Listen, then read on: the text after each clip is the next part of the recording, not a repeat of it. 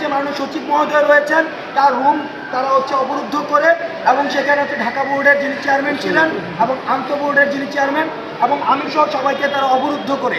আমরা তাদেরকে বিভিন্নভাবে বোঝানোর চেষ্টা করি এইচএসসি পরীক্ষা একটা গুরুত্বপূর্ণ পরীক্ষা, এটি যদি পরীক্ষা ছাড়া তোমরা যদি উত্তীর্ণ হও তাহলে সারা জীবনের জন্য একটি স্টিগমা থেকে যাবে। এই স্টিগমা নিয়ে তোমার সারা জীবনে উচ্চশিক্ষার যে দ্বারটি সেটিতে তোমাদের একটি সংকটের মধ্যে পড়তে হবে।